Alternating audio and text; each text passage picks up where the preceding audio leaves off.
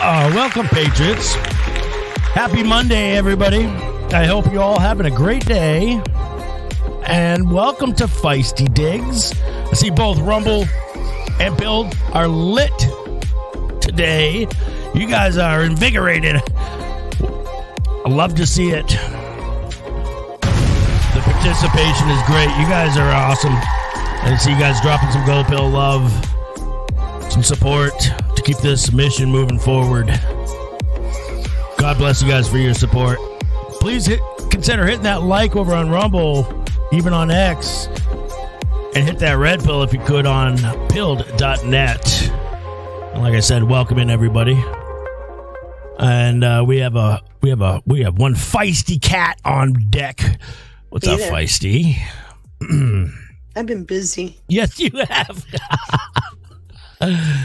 been really busy. Yes. And like usual, and I just love it, waking up to a feisty message. I can't wait to get into what your latest discoveries. Well, I know there's still yet some things yet to be discovered, but we'll talk about it. Yeah, I'm still digging, and I'm hoping today. I've got my notepad handy. I'm hoping today that when as I start to show you what I think I found, and it's pretty credible. I even got some AI machines to go, interesting legal theory, and then give me credibility towards that theory. So I've got a lot of things on my mind. I know you do. But my biggest thing is, what is the point of the Epstein case? I think we're going to find out. We have to find out. I agree. I think we have to. It has to come out. One of the things that, because, of course, AI spit back, he's a pedophile. And I said, there's no credible information about that. And of course, it came back, you are absolutely correct. And then it went into, yes, thank you, Dixie. I am feeling better. I still have a little bit of sneezing, I do. But everybody was worried about you last night. I know. You had all sorts of prayers last night in the chat.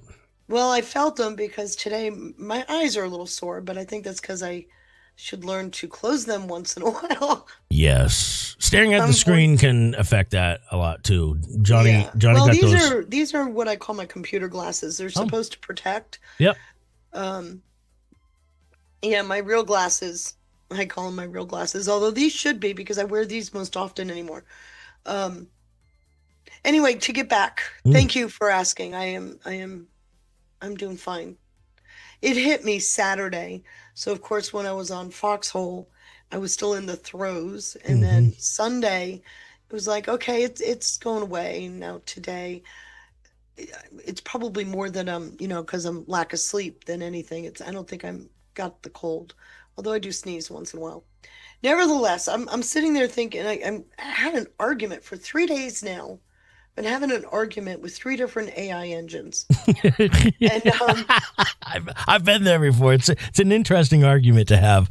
It is, but I got all 3 of them to agree that the crap they're spitting back is propaganda. And will that? So my question to that is: will they impose that next time somebody else? Will it be a part of a learning? Right.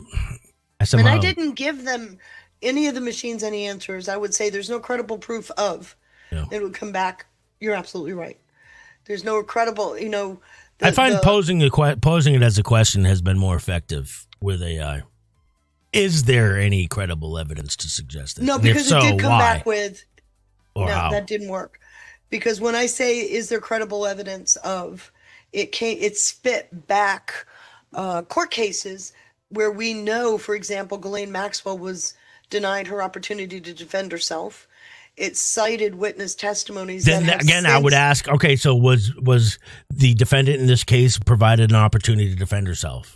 According to 2 of the 3 AI engines, her defense team, she did not get on the stand, but her defense team actively and aggressively questioned these quote witnesses. And then I cited, the FBI said there's no credible information And you know, one of the things that always stuck me, I'm sorry, I'm all over the map. You're fine. The first lawsuit against Epstein was 2009, was Virginia Giuffre. Her attorney, Bradley Edwards. The second lawsuit, the first lawsuit against Ghislaine Maxwell, again, was Virginia Giuffre. So there's a connection, obviously. We went from when Epstein did not kill himself, we immediately started to spin up on blaming Giuffre. Hold on, I'm still even though struggling. Giuffre had been completely exonerated in 2008. I'm still struggling with this, but wait, that's not what we've been told. This is a widespread, a wide-ranging child trafficking operation, but we keep going back to one source. One source. Her and the farmer girls. And the farmer girls, I mean, they're being discredited on a daily basis. They're being discredited right in front of your eyes. Shout out to Michael Chasey, who's been doing a great job at that. They've I don't know if he has an agenda. If it turns out that he does at a later date, then okay, so no, but we've seen proof that they're discredited. Yep. Here's the big thing. Song, babe. We learned to read the map, Feisty, so it's cool. Oh. Hey? One of the complaints was that all of these women were trafficked involuntarily, right? Human trafficking connection. Yeah, every single one of them got paid. Yeah, where did that money come from, though? Well, Epstein claimed to have paid them $200 to $1,000 for each encounter, right? FBI came out and said there is absolutely no proof that there was this ring. He trafficked no one other than to himself, which means he's not trafficking to himself. He's procuring prostitutes. And when you add that to the fact that you've got people that are being paid, that kind of points to that reality, doesn't it? So there's so many things going on. We got all this, which the involving, and again, guys, I know, I feel your pain, Epstein fatigue. Look, we're going to be saying this for the next year at least, I suspect. So I think we might as well get used to it, but because this is obviously encompassing a whole lot more than just trafficking or blackmail operation. That's where I'm going with this, because it is encompassing a whole lot more. You got to then, if we can dispel the whole trafficking ring and the pedophile crap, which is what all the media is fixated on, right? They want the client list, which the FBI said there is no client list. They want people to be arrested. Well, today Mendelsohn was arrested, but neither he nor Andrew were arrested for pedophilia. They were arrested for their involvement with Epstein. Well, for leaking state craft. That's the claim. Well, we'll have to wait and see about that. Well, I suspect if that's the case, then that's probably going to be on the down low, because they need to keep the narrative that they're, because of their involvement with Epstein. That's where I took off with my questioning and going through. Yep. So I looked up in the Epstein files, there's 2,457 hits on Prince Andrew. I looked up a couple of other people. Steve Bannon. All right, put a pin in that. We're going to get into that. But before you get into that, I just want to say there's over 1,880 hits. All right. You know so who else comes up? Who? Ken Starr. Holy cow. Ken Starr was Epstein's attorney back in 2008. Well, before you get me to squirrel, because I'm so good at squirreling, don't get me to squirrel. Holy shit. I got to say thank yous. Ken Starr, what? Are you serious? Over 1,000 hits on him. I'm now thinking back to the Starr Report and wait. What's going on here? He was Epstein's attorney and a lauded attorney. Now he just died in 2022. You know that, right? I got a shout out to, my goodness, you guys are crushing it. Maggie DA. Hey, it's good to see you, Maggie. Thank you for the $17 Rumble Rant, says tip jar. Hey, thank you so much, Maggie. Always good to see Maggie out there. It's been a minute, I feel like. You might be lurking more. Hey, good to see Song Babe as well. And Ms. Maggie, Dr. Cadino, God bless. Busy all the time. DJ Camp. X Relix. Oh, says, what's up?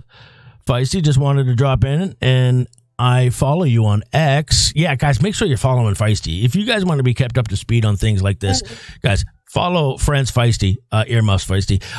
And thank you to G Quick, who just gifted 5 subs. Let's go, G Quick. Wow. Can I remind you that I don't do X very well? I'm not a social media. You do good threads. Knock it off. That's why I said earmuffs. I haven't done That's why. Zip threads. it. That's why I said earmuffs. Okay, because I see every single one of your posts. Okay, I get notifications. Not like my phone goes off, but when I check my notifications, you pop up all your posts, and you do great threads. I haven't even posted today. So you did like 18 hours, 19 hours ago. Yesterday. I'm not stalking her, I promise, guys. He is stalking. Thank you again. Thank you, G Quick, who gifted some memberships to X Relix, DJ Camp, Danichelle, Jared Zarkowski, and Aqualux. Good to see you guys out there as well. And thank you everybody over in Rumble for joining us. And shout out to everybody over in X that are lurking. Just Fed Up was the first one to drop a cookie over on Build. God bless you, Just Fed Up. Thank you so much. Thank you to Dixie. There's Dixie with a phone drop. Let's do it from Dixie. Thank you so much, Dixie, for your continued support. Thank you to Dylan1954 with 117 gold pills. I'm refraining from using too many sound bites. I don't want to blow out anybody's ears. We reserve that for the nighttime. And then Mama Sheckert, thank you for the can. And Just Fed Up also with a cookie. It's exposing... All right, Just Fed Up knows what time it is. She says it's exposing financial and relationship ties to various groups around the world. I feel like that's a good generalization, Just Fed Up. At least for now. I actually think that's... Yes, but that's still very broad. Yeah, yes. And I think it was deliberately broad, which I applaud, right? We should avoid specifics. Excellent statement, but still very broad. Yeah. Because I'm seeing a couple of things. Yeah. And we'll talk about it. And again, like I said, welcoming everybody over in Pill, Dwana, D. Richard, Kerry Lake, Ron Elwitt, John and OKC. There's Ash. What's up, Ash? Who else are we seeing? Trisha E. Oh, there's a Duppy sighting. I know what Duppy's waiting for. Duppy asked Beer yesterday if it was okay to troll me. I said, oh, look, my bad penny showed up. Duppy's going to run with that one, too, by the way. Bad penny. Yeah, I'm pretty sure. That's an honor for Duppy, by the way. Yes, and Duppy and I have this interesting relationship. It's a love-hate thing. I actually enjoy it. Yeah. Good to see Brow Artist, April Ann E, 50 cents. Paul Revere, Ohio Kimmy, Karen Hare. Hey, Karen. No better name in the interwebs than Karen Hare. PJ Swearing. S. Jones, 39. Good to see S. Jones. I'm going to be on with S. Jones this week. Oh, my gosh. Karen, are you serious? Oh, my gosh. I'm so sorry. She just said that my first husband was found dead from fentanyl. Oh, no. Oh, Karen. See?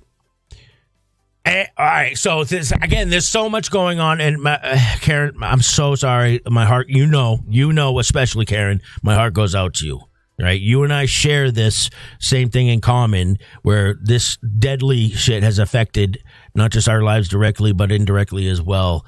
So my heart goes out to you. Everybody prayers up for Karen Hare. Don't forget about that Bannon pin you just said about bringing that up later. Yes, exactly. Well said, X-Relix. Good to see Sober Lady as well. So there's so many things going on in the news. Not to mention, tomorrow, Feisty will be joining us tomorrow night. We'll be starting the news early tomorrow night for the State of the Union address, which is going to be a banger, I suspect. We'll probably going to have we'll have a small panel tomorrow night. I don't know. I can't confirm if Johnny's going to be joining us or not. I want him to be enjoying his time off that he needs to be with his mother for. So shout out to Johnny. Everybody keep Johnny and his mother in your prayers as well. This is what we do here at ARM, guys. We're a family atmosphere. If any of you all deal with stuff on a daily basis. You all deal with family stuff. And I just want you all to know, just because if it's not shared in the chat, just know that we try to recognize you guys. All right. And we have a massive mod squad for this very reason, because we like to be personal, right? At some point, it might get so large, America Rising, that it might seem daunting, but I don't care. Then we'll grow the mod team. So on top of all that, Feisty, we have going on in Mexico at our southern border, which is no small thing, okay? And I am now starting to hear word that this was coordinated. Yes, we've with been the working U.S. With the Yes. The Mexican president asked for Shiny bum. Shiny bum. Yeah. Yeah, she asked for us to join them. We've been down there for several years. She did? Yes. Because she's now big mad at a Mexican let me senator. Get to that. Let me explain that. All right. We've been down there for several years. We go down, our special forces teams go down and help train their military for these kinds of operations. Yep. Yeah, okay? I played that clip. So this has been going on for several years. Yep. It's kept on the down low. Yeah, because she would be targeted, and now she's on a ship, a Mexican Navy ship for protection. Yes. So the reason why she's condemning, and it's the same thing that happened, we saw it happen in the Middle East, and if, in fact, Trump has done it too, if they don't publicly condemn the action, the risk of retaliatory terrorism grows. So her condemning means that she's trying to protect citizens, which we know for a fact are at risk. So don't listen to the public notices from these heads of state, because what we've found and have proven over the years many times is that they're actually behind the scenes helping to coordinate what we're watching. So that said, we took out, and he's actually, there's question, was he the current leader or the retired leader that was revered? I don't know that answer. But we took him out yesterday, and the immediate reaction was what we saw last night. However, by about 2 o'clock this morning, because I kept checking in, they had already started to restore order. The blockades were removed. Yeah. But I saw they're setting up IEDs and blowing up Mexican National Guard. That's why I sent you that other link, that site that I sent you. That guy's actually pretty good about telling you what's going on the border. In fact, in his latest report, he says he has a Laura Loomer post and writes fake news on it. So, you got to be careful with what you're hearing. Now, that said, especially anybody stating it as fact, which guys. That said, one of the members of my chat said, so far family members are okay. They're just buckling down. Yeah, I know some people actually down. Yeah. One person down in Cancun and another person. I can't remember where the other one is, but yeah. Everybody, we all probably know somebody that's down in Mexico. Well, she's got family down in the region. But really, it's not even just in Mexico. It's making its way into, what did I see? Making its way into California even. Well, it's Baja. Not into California. Okay, it's in Baja. All right. Baja's not U.S. Is it only a matter of time? Is this... Well, it could be, because the interesting thing about Baja is you don't need a passport. So you can go from Mexico to the U.S. pretty easily because you don't need a passport in Baja. Let's also... It's one of the few places in the world where that happens, by the way. Let's also not forget Trump declared Mexican drug cartels what? Foreign terrorist organizations. Yes. So was this only a matter of time? Is this... Well, you also have to remember what sieging is, too. Sieging, and I've been corrected on its pronunciation. It's Jalisco, not Jalisco. Jalisco is a region in Mexico. And as we started taking down these cartel leaders across the cartels, they were spin-offs from those cartels, and they formed what is now known as CJ. And they're more accurately classified as a cartel group, but they're a paramilitary group. And there's indication and some reports from the past where they've actually been trained by ISIS. They flew in to help train them. That's why the IEDs are there and some of that stuff. Oh. Yeah, I mean... That started back in 2012-ish. Yep. Where they were bringing in terrorists from the Middle East over to Mexico. So what I'm trying to point out is what we're watching in Mexico has been long planned. It's a coordinated effort on our part with Mexico, and it's the same story, trying to eradicate these foreign terrorist organizations. Now, let me also point out something. We've got a lot of unrest on our street, and how are they funding it? Mm-hmm. It's an illicit money transmission service that's doing this, right? They're taking, and a lot of times they moved into Bitcoin and now stable coins, Tether and USDC. And that's how they're funding these global operations. The cartels don't give a rip about politics. They give a rip about power and protecting their enterprise. So it makes for very interesting, the enemy of my enemy is my friend, because those that wish to take down this country have no opposition from the enemy that wishes to economically suppress global economies in favor of their own. I hope that made sense. Did that make sense? Yeah. No, it did. Wow. So how do you want to... I'm almost thinking we ought to move forward with what's going on with this Mexican thing, this cartel situation. Combine, and then what? Immediately after that, maybe we get into Epstein stuff? Question mark. We got to include the Lord Mandelson thing. Mm-hmm. And I got a couple things from Michael Tracy as well. I wish he would, I would love to cooperate with him. He's kind of vetting. I sent him the clip that we did that I posted, by the way, and it's actually made the top 50 on Rumble. Wow. And it's gaining steam on YouTube. We can also get into another attempted assassination on Trump. Let me tell you something. I got a clip from Bongino Trump wasn't talking even about down that. there. Yeah, I know. So to me, that was a message signal. No, I think they're doing dry runs. That's the second one. There was another one last week at the White House. Remember? I think they're doing dry runs. They're testing the security. Bongino kind of alluded to that today a little bit. I mean, it's pretty obvious to me. They're checking response. They're checking who. They're checking how. So maybe we can we'll transition into the Mexico. We'll go from the Mexico thing and transition into the attempted assassination. Maybe we'll end with the Epstein, or would you rather do vice versa? I don't care. Because I have a clip of Eric Prince.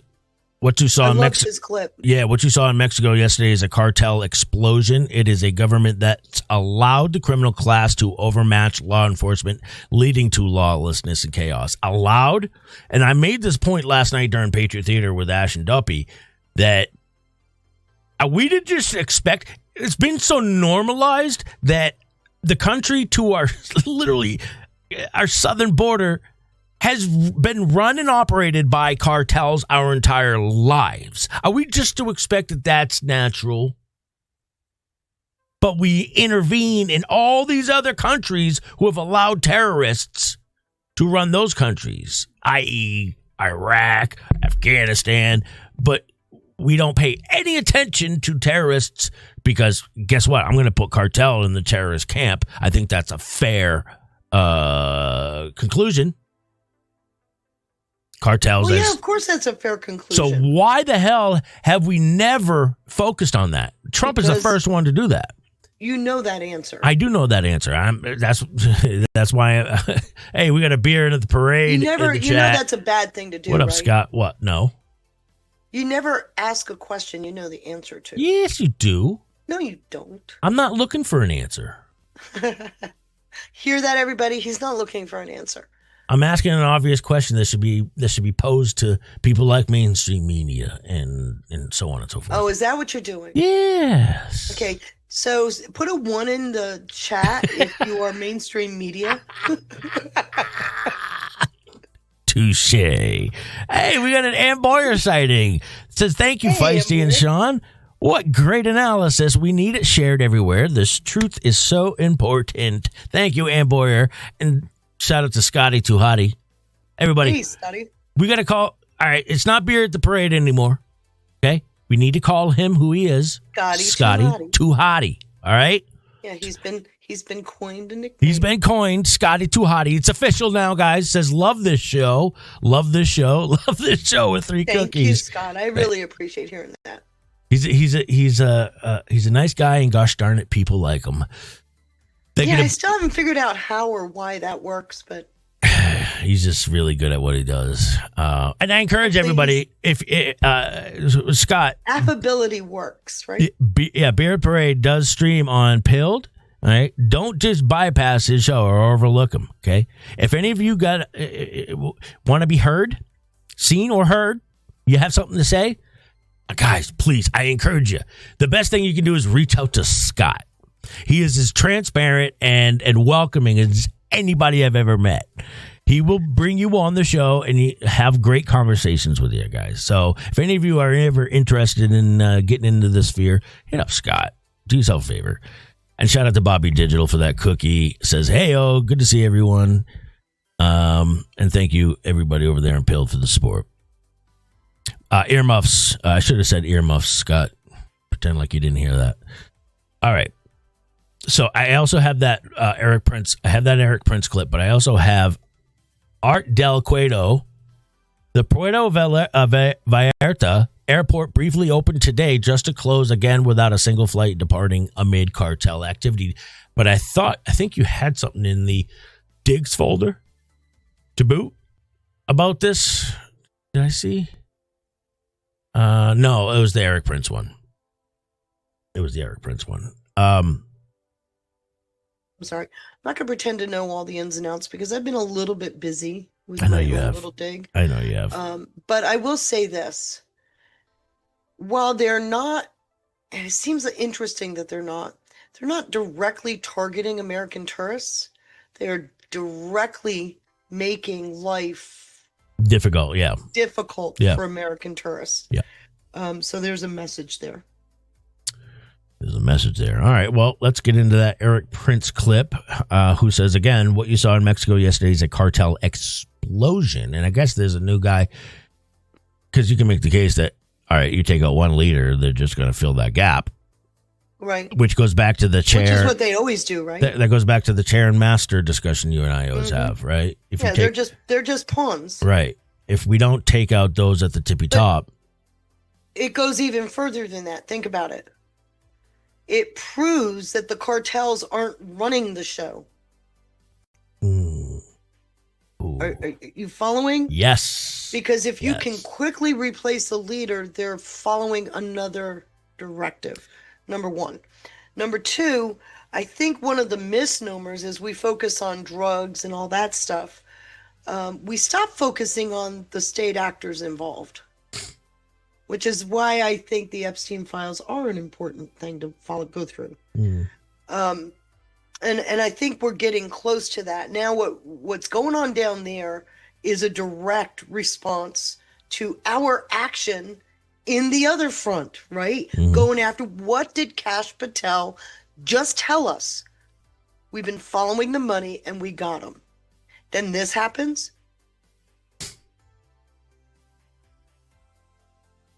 I'm just pointing out some obvious. That's going to be a hard dot for people to connect, tying City of London with Mexico. That's going to be a tough one for people to connect. Why? I don't know why. Why is it so hard? Because we've never had that affiliation. We've never, ever, at least I can't think of one off the top of my head, of any affiliations. So can we get into the, quote, probable cause used to open a plethora of Title III surveillance initiatives against Epstein? Where did that come from when they didn't actually have probable cause? I agree. I'm not disputing that. Not even a little bit. And they used that probable cause for years. They started surveilling Epstein back in 2001. Why? Right, but all right. Well, it doesn't take long to look up who he met in 2001. Right? So I'm just saying. No. Well, yeah.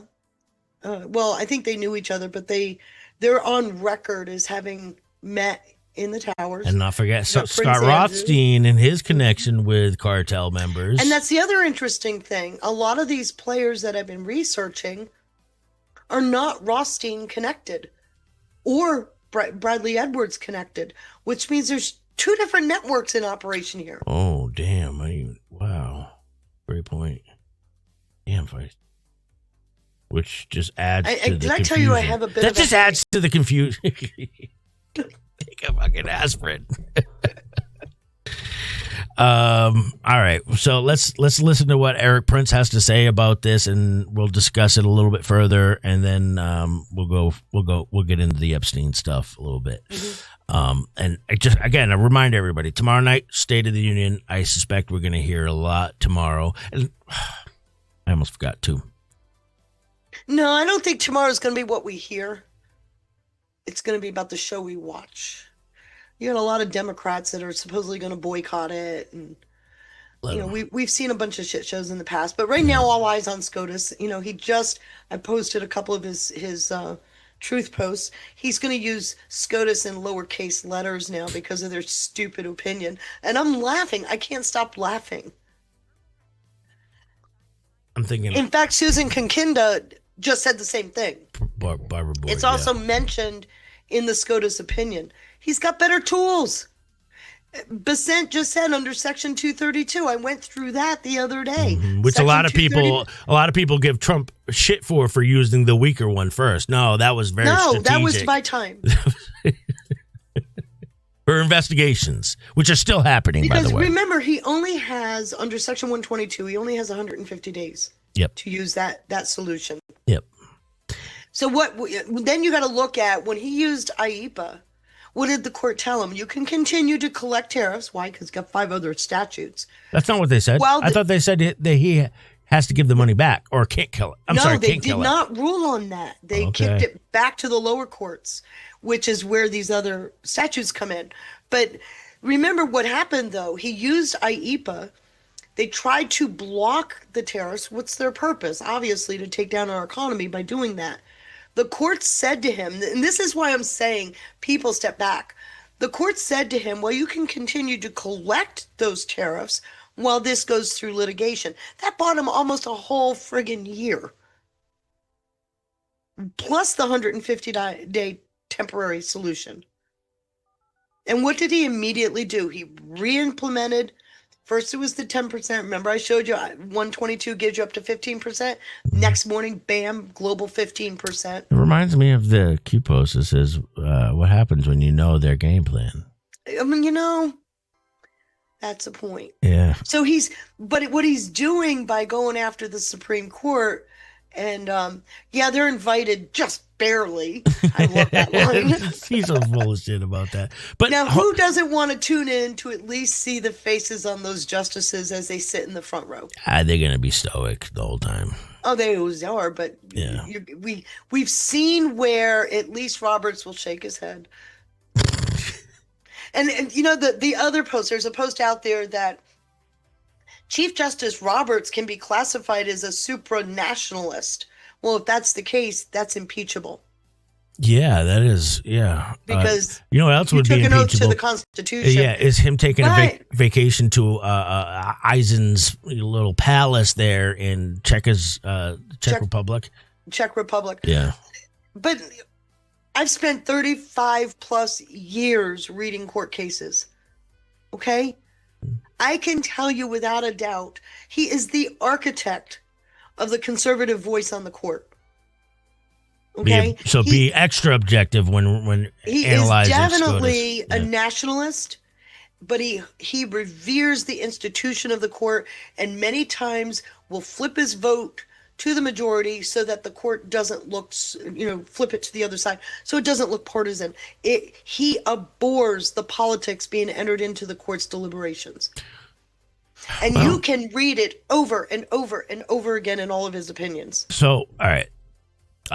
Great points. And yes, Feisty, just check that box off again on Feisty, keeping my bias in check. Thank you, Feisty. I get it. Mm-hmm. Okay, I get it. No, you don't. Yes, I do.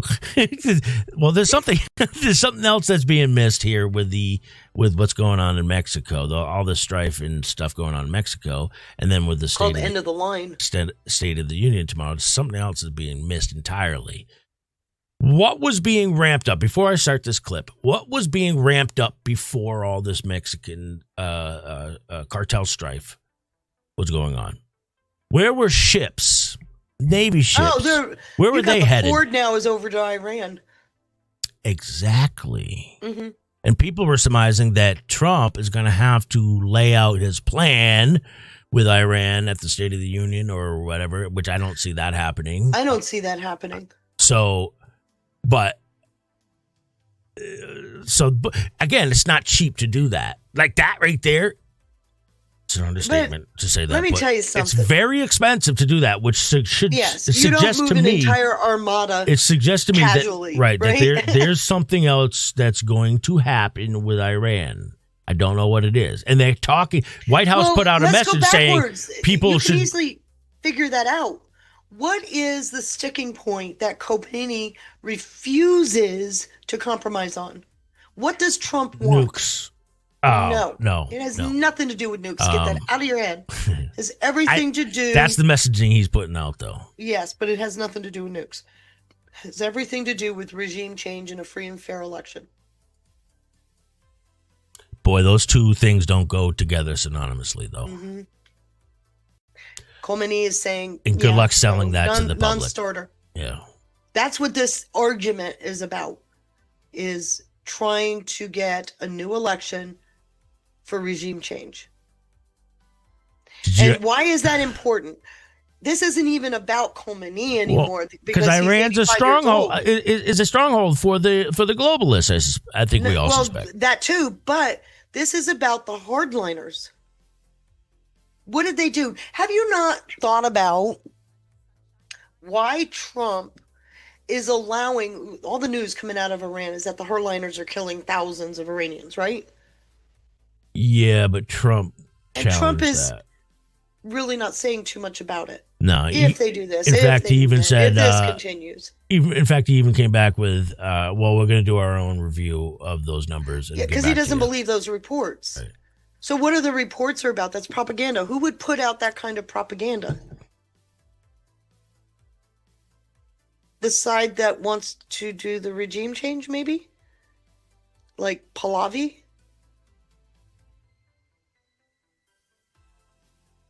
You don't trust Pahlavi? No. Neither do a lot of Iranians. But that's Sean Hannity's best friend. I don't care. I find it interesting that Trump never endorses the man, don't you? I've never even heard him utter his name before. But yeah, you're right. And you got to go back to his daddy. It goes back to what's her name from, reminds me of the Venezuela chick there that he refused to endorse too. What's her name? The one who won the Nobel Peace Prize. Yeah. But anyways. What's her name? Maria. What's her name? Yeah, that's fine. All right, let's get into this clip with Eric Prince, and we'll discuss it on the other side. How's that sound? You the boss. Oh, stop it. All right, here we go.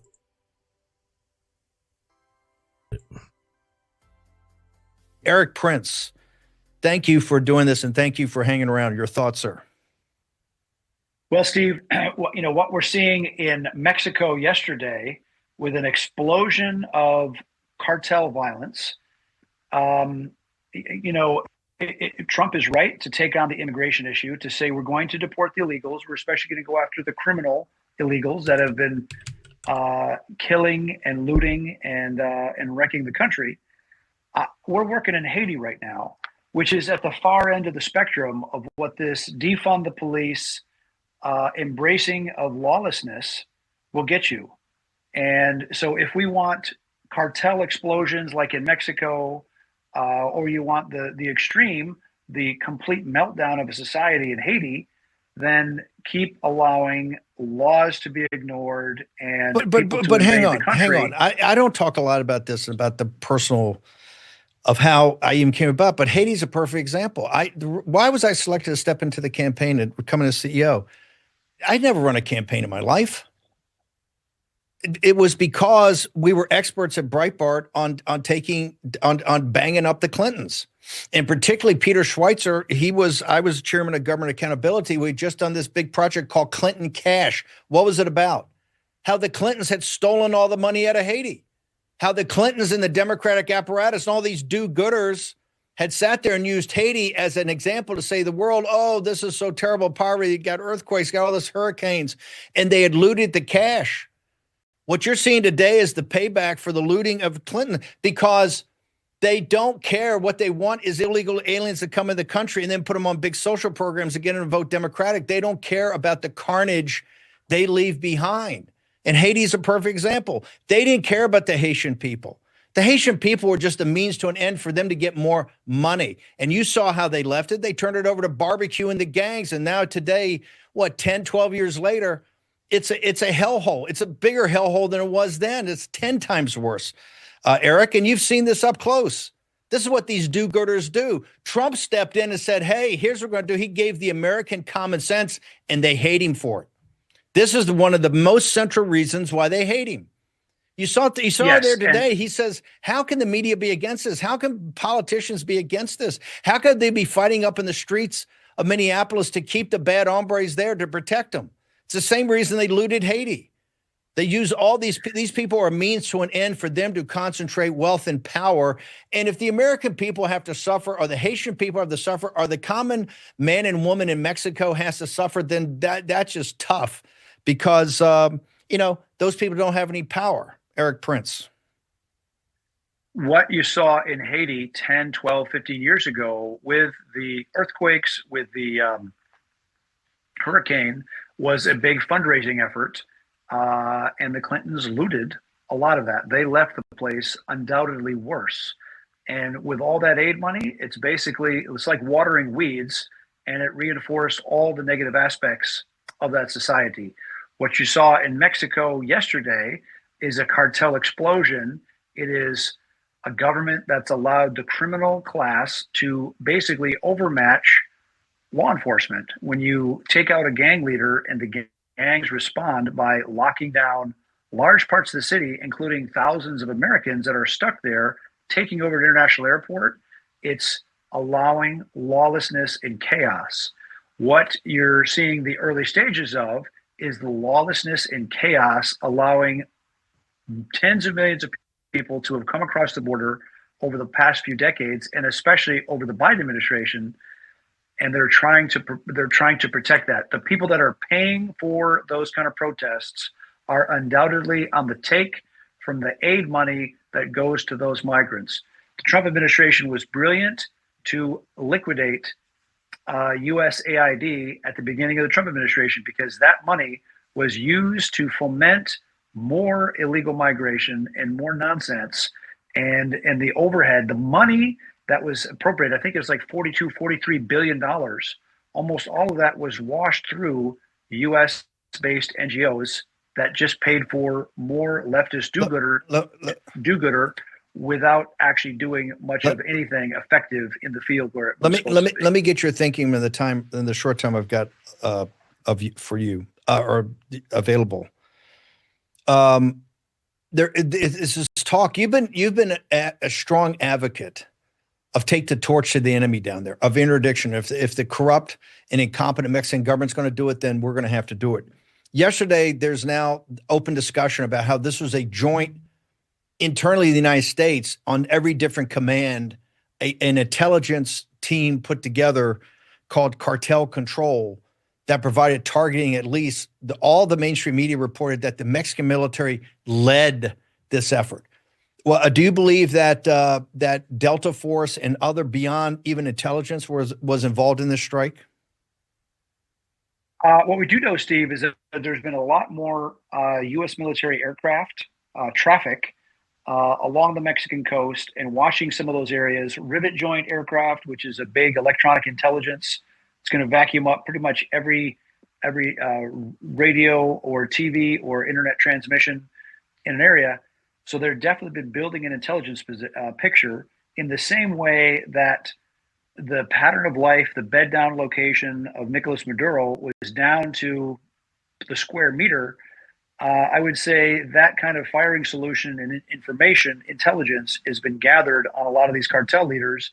I'm sure that was passed to some vetted Mexican unit. Unlikely that there was U.S. guys that went with them all the way to the doorstep of the objective, but certainly that helped them with the find and fix part, which is often the hardest part, and the finish was left to a trained Mexican unit. Because there are Mexican patriots that love their country, but for the rank and file, it's a terrible, terrible position to be in if you're a state or a local law enforcement officer in Mexico, that as soon as you get in the job, you're visited by some agent of the cartel, and they say, plato y plomo, silver or lead. Take our silver, we're going to pay you, or we're going to give you lead, and we're going to kill you, and we're going to kill your family, and we're going to kill them ugly in front of your eyes. That's what, the role of the Mexican government is to put that to an end. And if they need some help from the USG, it is absolutely in our strategic interest to do so. And it can be done through a lot of intel sharing, advisory, training. It does not have to be done by Americans down there doing it. Eric, where do people go to follow you on your, because whether it's been... All right. We got some things we got to talk about there, Feisty. And I'll get to the question in the chat, but do you have any comments on this first? First thing I noticed was how hyper Thank you, Scott. emotional Bannon was, which is not unusual for him. He does that a lot of times to raise the specter of emotion. Mm-hmm. But he really lit up. Nothing mentioned Clinton until Eric Prince said Haiti. That was his in. He jumps in. I got a question. They've been investigating the Clinton Foundation since at least 2015 that we are publicly aware of. Why hasn't anybody been arrested? I suspect it might have something to do with Rico if he even has anything. We also know that they started investigating the Biden Foundation as early as 2018. Why hasn't anybody been arrested? Again, we also Rico? know that the Biden Foundation investigation included a $6 billion international trafficking ring. Nobody's been arrested. We've got several people mentioned in the Epstein files that are really concerned about their philanthropic endeavors showing up. They're actually looking for their own NGOs and philanthropies. Why? You've got notices coming out from legal firms all over the place reminding people, hey, be careful. There's extra scrutiny on philanthropy. So who would be laundering through these foundations and NGOs? Isn't that a great way to cleanse money when you can take illicit money, move it through a foundation and into launder money? Yeah, absolutely. That was meant for victims, supposedly. But victims aren't being served. What did Nick Shirley just uncover in California? There is a connection between all of this. He found kids in tents. And the NGOs that were being given all this money to give those kids a place to put their head at night are making millions and the kids are still in tents. Nobody's gotten home. And Eric Prince also mentioned illegal migration with regards to what's going on down in Mexico right now. So what do we do now when a flood, well, they're afraid to leave their homes right now, but when a flood of people present themselves at the border as victims of the unrest, do we have the mechanism in place to make sure that they're not cartels embedding in the civilian population? Yes. We've seen that before. And not to mention the cartels were being used to, and I believe it was this specific cartel that was conducting the trafficking. They were actually responsible for a lot of the trafficking. So who put them up to task? Who put them up to that task? So when Patel says to you, we've been following the money. Yeah. Doesn't it make sense that it isn't just about what happened on the streets in Minneapolis or any of these other cities? Yep. Now, so what happens when you get that close to your target? Don't things tend to blow up a little bit and cause an explosion of cartel activity? Yeah.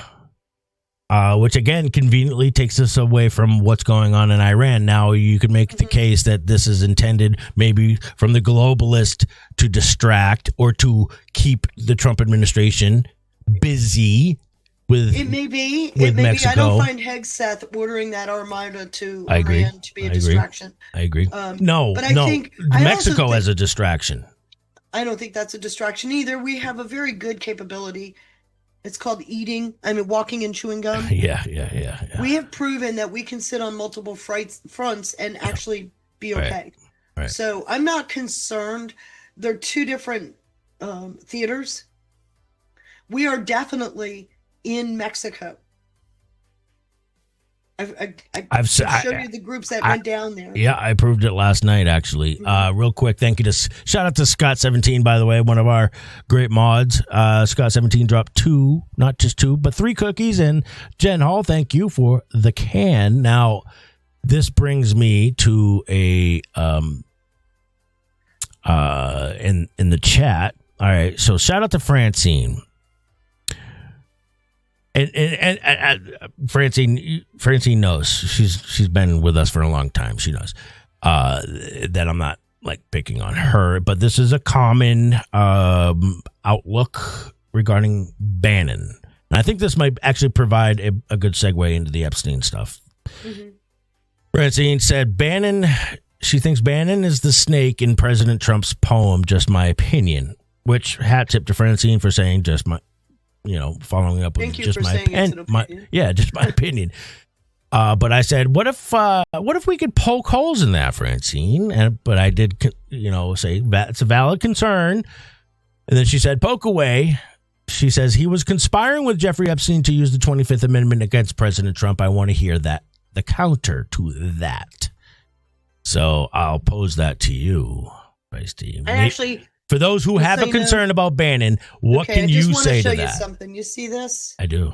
Yeah. This is my list of things. Yeah, I get one of those. I didn't get there yet, so it's going to have to wait for a little bit. I get one of those, and this is how many pages. Yeah, it's my list of things that I'm checking. Just so you know, people, I'm not ignoring the question. I asked the same question and wrote it down. So is that a fair statement? I don't want to talk out of school or off the top of my head. I'd rather be able to show my evidence. Yeah. You want to do that with the Epstein dig that we're about, or the conversation? Well, let me start with something. So, do you have handy what Lakota put out? Her response to my post last night? Yeah, Svetlana's. I can pull it up real quick. The 2 posts, if you can pull them up. Because I have a direct answer for what was going on in that post based on other posts in the Epstein files. Did I put it in the digs or did I DM it to you? I don't remember. I don't remember. Come on, I've got like 20 windows open here.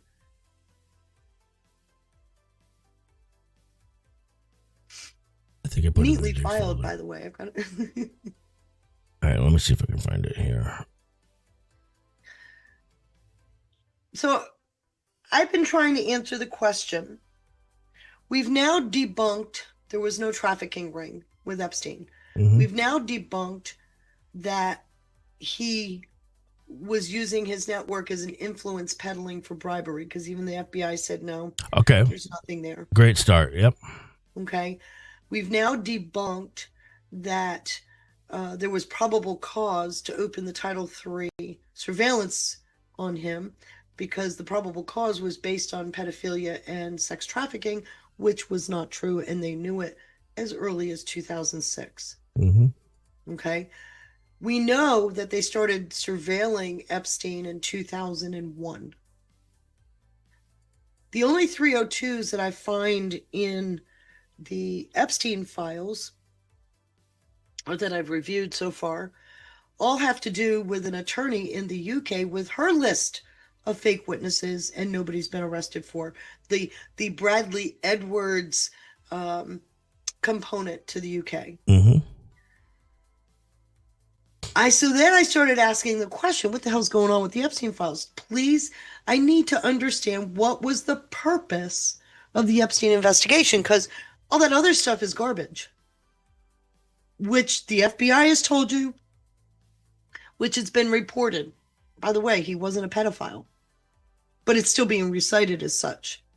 So that should tell you that that even no matter what you read, well, I'll just say what it tells me is that, okay, anything that comes out, let's just use Bannon as an example, that you might want to add some more nuance to this, right? Mm-hmm. Like if everything we've learned about Epstein is turning out to be some sort of distraction from what's really going on, or then maybe you should apply the same thing to the Bannon discussion with Epstein. Let me add. So why do we expect that everything else is some sort of kabuki theater, but now all of a sudden this discussion with Bannon is exactly what it looks to be? Well, let me add something.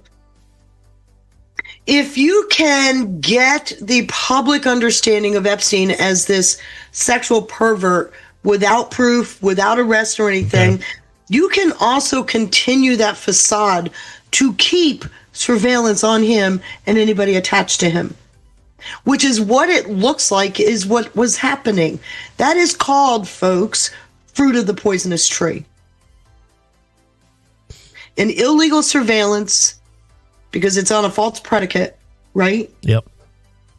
Something that Epstein and Bannon were discussing, by the way, because it directly relates to the Russia investigation and how they tried to tie it to Trump. Yep. Epstein actually talked about tying the illegal surveillance to the Russiagate, and he said, then you've got motive.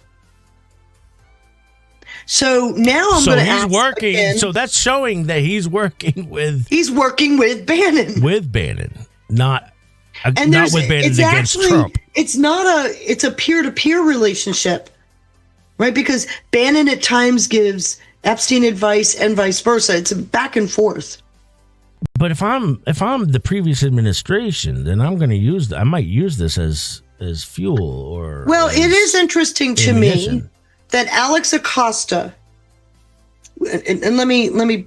Okay. We know that there wasn't proper predicate to open up surveillance on Epstein over sex trafficking or pedophilia, because the victims were weak. It was weak. The FBI even admitted, Louis Freeh has pointed it out, that there were credibility issues. In fact, Alex Acosta himself said that they went with the MPA because the case was weak. Why was it weak? There was credibility issues with the victims. Yeah. And so it got put out there that he used poor judgment with doing this NPA. Yeah. But let me ask you, if the goal is to tarnish his reputation, who benefits? To tarnish Trump's reputation? No, Epstein's reputation. Oh, okay. Then the deep state or the shadow government benefits. Could, but it also benefits Epstein when you look at his network. Yeah, at a later date. But we can now somewhat insert ourselves as federal authorities, right? Well said. Yeah. Because now we've got proof. There's there's, just so you know, they were very eager to understand the Robert Mueller. In fact, when Robert Mueller got announced as special counsel, the first comment was, here we go. Epstein's response, fun. So what I'm going to ask everybody in the chat, if anybody's having a hard time following along, please, I want you guys to just put it in the chat, because I want my job, my particular job, to be able to weed through this and make it digestible, make it easy to understand, to comprehend, because I don't think this is easy to comprehend, because it is so convoluted. It is so... There's so many components to this. So many. There's so many angles. There's like this.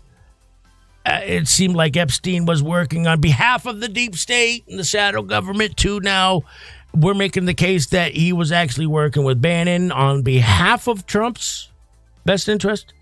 That's going to be hard for people to really reconcile. So again, I'm not going to fault anybody for being concerned that Bannon was a snake in the grass. I don't fault them for seeing it that way. Why? Don't I fault them? Because I know that their genuine concern is just Trump. They don't, like I do. I don't like wolves in sheep's clothing. Like, that's one of my biggest pet peeves is like the Massies of the world, right? Who claim to be MAGA, but they really aren't not. So I don't fault anybody for having that perception. That make sense? Okay. Does that make sense? Yeah. So, again, I'll ask everybody, if anybody has if this is not making sense to you, please let us know in the chat what isn't making sense, and hopefully we can try to clear that up. I got that post, Svetlana reposting me. Can you just click on that so that takes up the screen instead of the window? Where I asked, have you gone through the Epstein files to search for and Dear it's the Love? First thing she pulled up, which I'm laughing. And Halper yet. She also reposted me again and said, right. She said, oh yeah, Pull up by the way. the first one though. Pull up the first one. Okay. The one where she responded to you. Okay, just click on that image. There you go.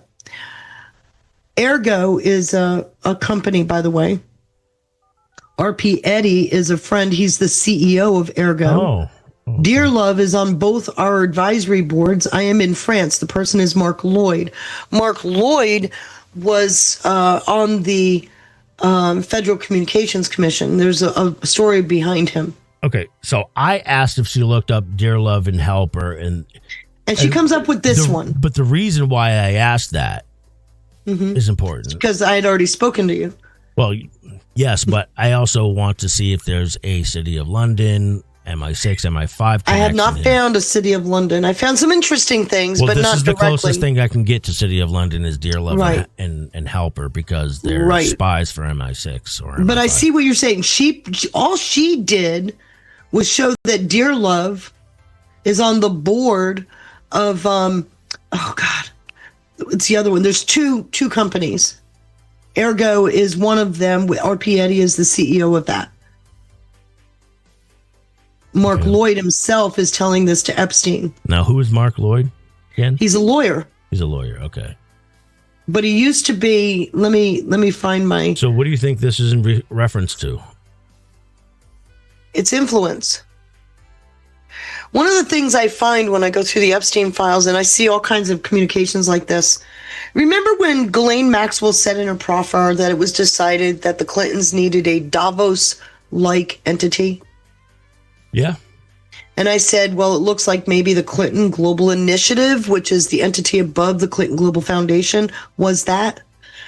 No, the more I go through these files... Kind of like Tides Center is to Tides Foundation, right?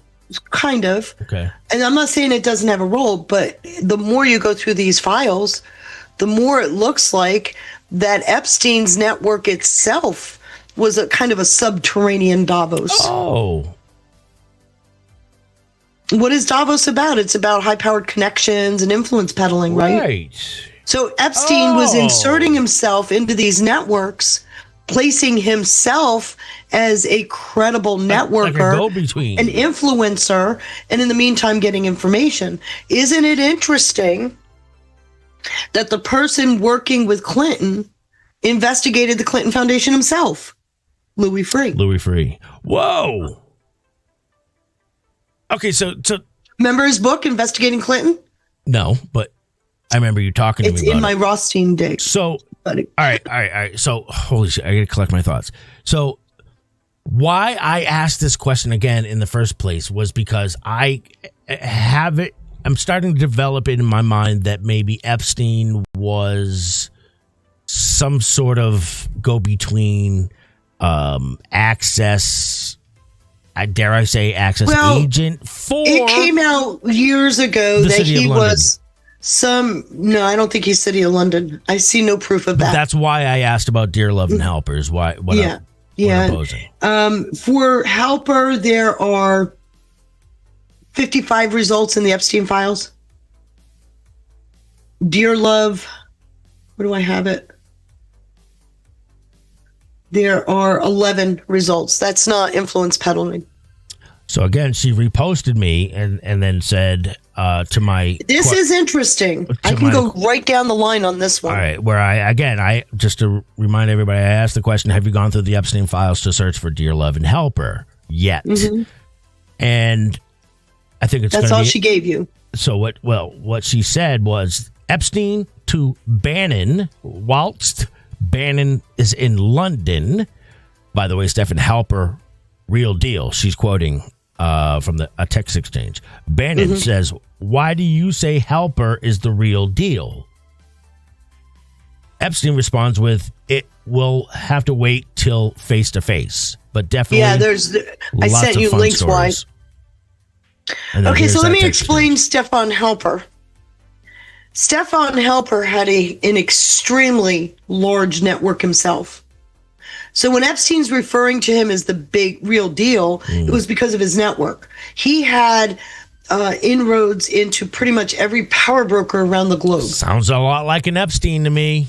Which Epstein would be very interested in. What he's telling Bannon in that post is he's the real deal. If you want to get in front of some key people between what he can do and what Helper has done, you got a real deal there because he's got solid connections. Okay. So then he says it'll wait for a face-to-face. There's some fun stories. Well, go back into Helper's, Helper's. Go back into Helper's history, and I sent you this stuff. He's behind DebateGate way back in the day between Carter and Reagan. I know you don't know what that is. That's where we broke into Carter's campaign, got his debate strategy, and gave it to the Reagan campaign. Kind of sounds like a Watergate kind of thing, doesn't it? Again, was he working on? Was he some sort of... That's Helper. Oversight for the City of London? I don't know. I can't find proof of that. Some sort of control mechanism to blackmail. It is convenient to me, or interesting, I should say, not convenient, what is not being disclosed, because you get obvious questions from some of these posts. Yes. And yet it doesn't seem to have been asked, let alone answered. This is what I suspect we're going to see in what Bannon has yet to release. That he has something yet to release, right? Okay, so getting into that. Do you want the floor? I don't have anything to share. Okay. So in another post, he said, you are one of the few that saw the buried lead. Are you still in Europe? He says, I'm in Paris. And because of that buried lead, he said, the buried lead is about the word predicate, which I sent you. Okay. The article that they're referring to in this little text thread. And if you can turn the, quote, witch hunt into the Dems drawn out cover up for the inappropriate surveillance, bingo, you now have motive. Well, that's something that would be directly interesting for Epstein, because he was being illegally surveilled. They opened up a number of Title III investigations on him. Is this it right here? Yeah, that's it. And you notice it says, witch hunt has wobbly legs, a cover-up classic. So, all right, all right. So let's paint the picture for everybody so they can understand where we're at with this. Mm-hmm. So we're right now Feisty is breaking down a discussion between Bannon, and we don't even know who this is to, right? It's Bannon to Epstein. So this is Bannon to Epstein. The orange is with the blue, that's Epstein. Okay. SB is Steve Bannon. Steve Bannon in 2018. These are phone text messages. These are phone text messages between Bannon and Epstein at May 21st, 2018. Remember, Trump was already in his second year of his first term. Mm-hmm. Bannon says, "You're one of few who saw the buried LEDE lead."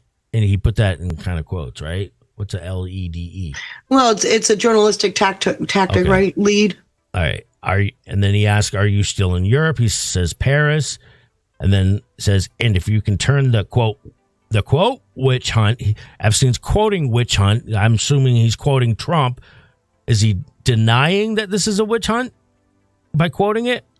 No.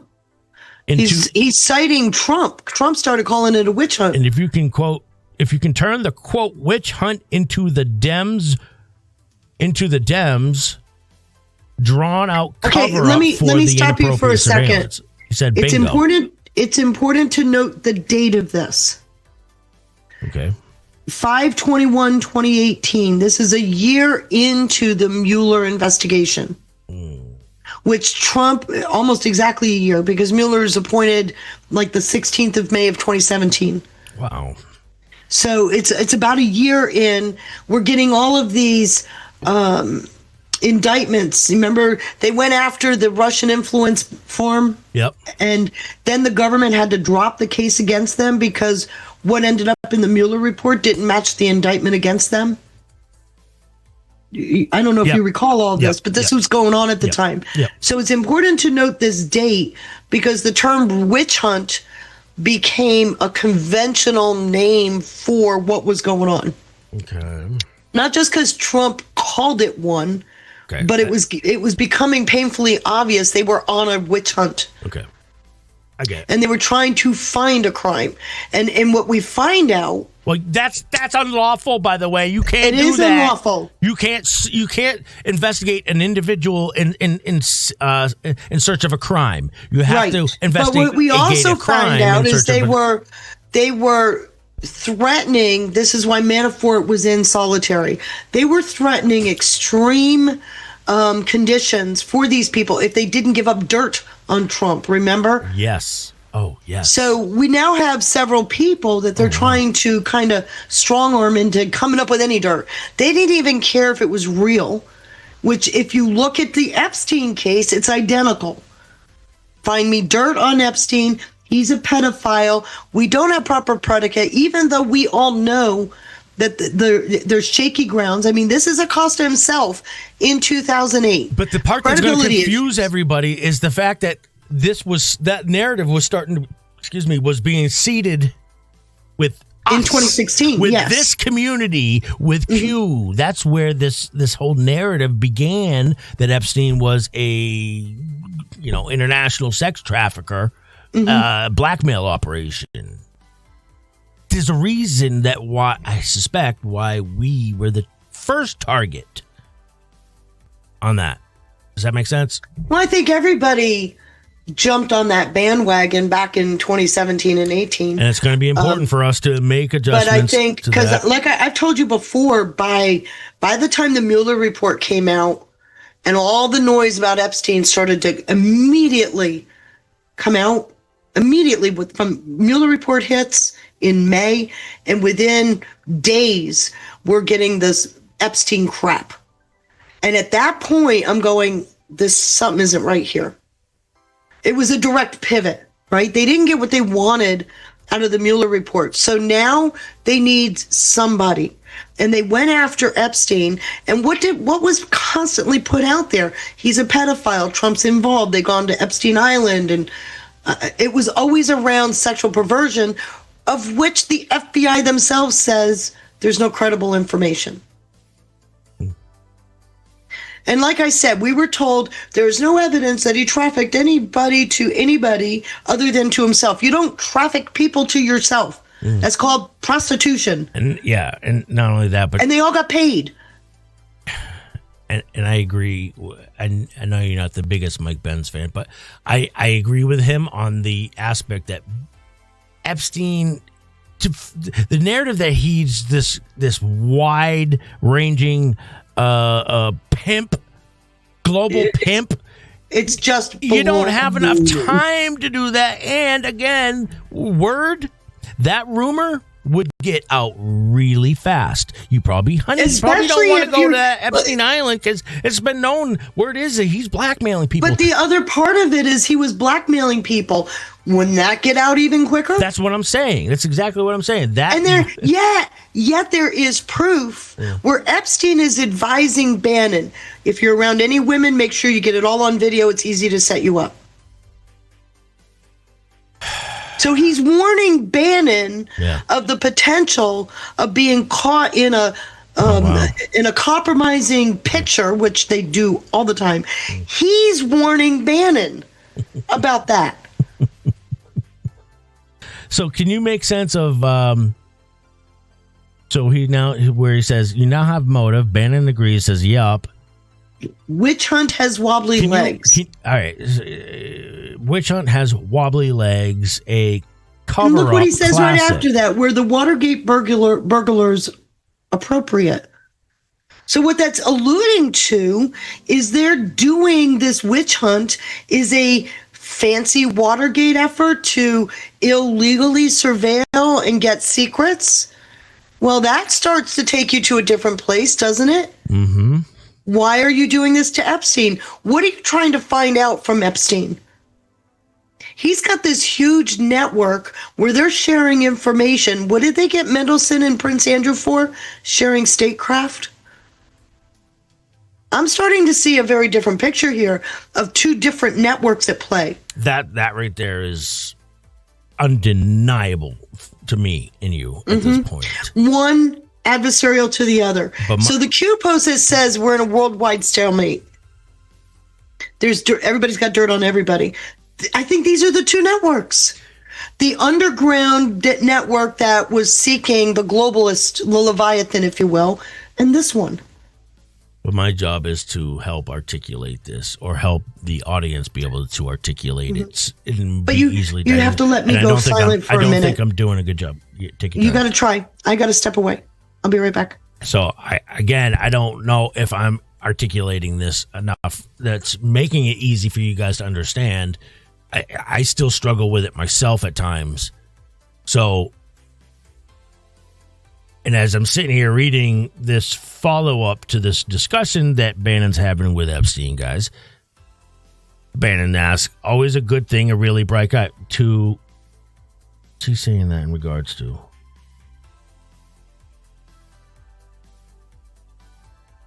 I think that's in regards to help. Is that in regards to helper?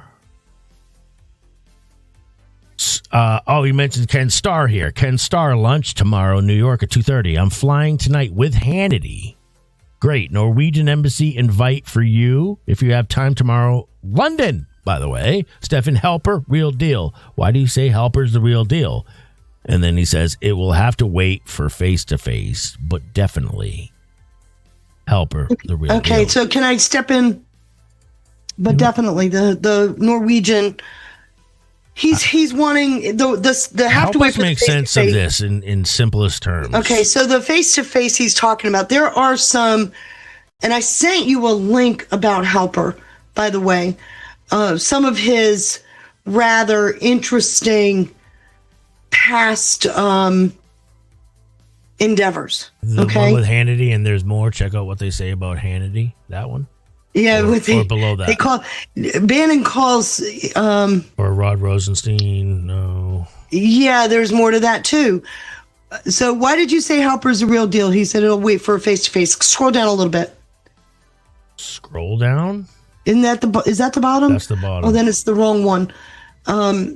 So Helper is the real deal because what that did is gave Epstein access to this other network. And he leveraged that network. And I actually think he used his what network are you talking rather tarnished public persona to have access to that network. Who the hell would willingly do that? Wow. Well, it depends on what your agenda is, right? Right. Isn't it interesting that Bannon's going to be releasing the counter video to Surviving Epstein this year? Yeah, and I'll say this too, which I just mentioned that too, but I'll say this too. Why I don't subscribe to that notion that Bannon's a snake in the grass, guys, is first of all, for me, I only need these two things. And again, this is just me. I'm not telling you guys to have this take too, but I'm just saying from my angle, Trump pardoned him. Yeah. That's a huge... Trump's not just going to pardon somebody who's a snake in the grass. I mean, would you guys out there in the chat agree or disagree with that? And then not to mention, if you want to bring this to more recent, Pam Bondi dismissed the case against him. Mm-hmm. So that's two very big tells for me.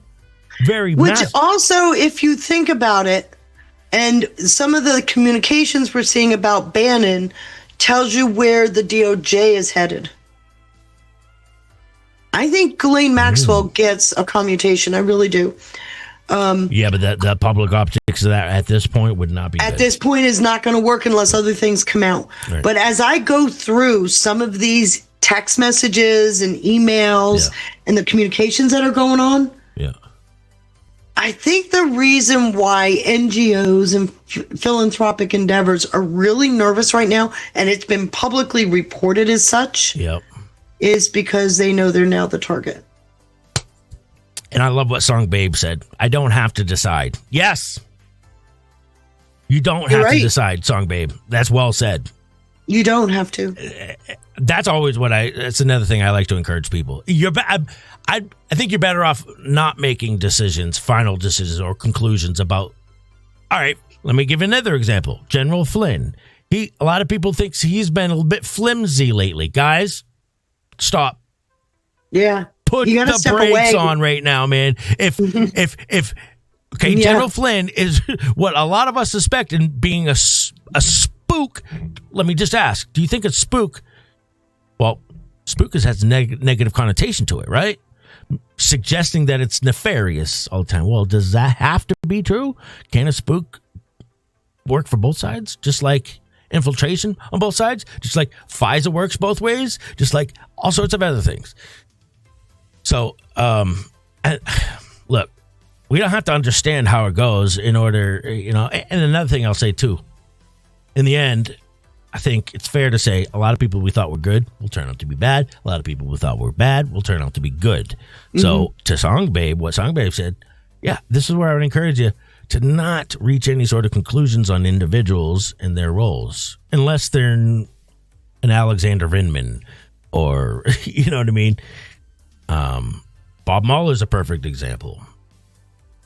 How about Ray? Christopher Ray? That's a tough one. That'd be a tough one for a lot of people to swallow. Well, the thing that gets me with Ray is when he made the comment, we'll have to figure out how to unring that bell.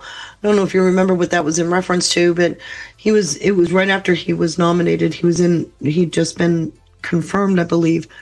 And they were asking, what if you find out that your prosecutors committed judicial malpractice or legal malpractice? And his comment was, we'll have to figure out how to unring that bell when we get there.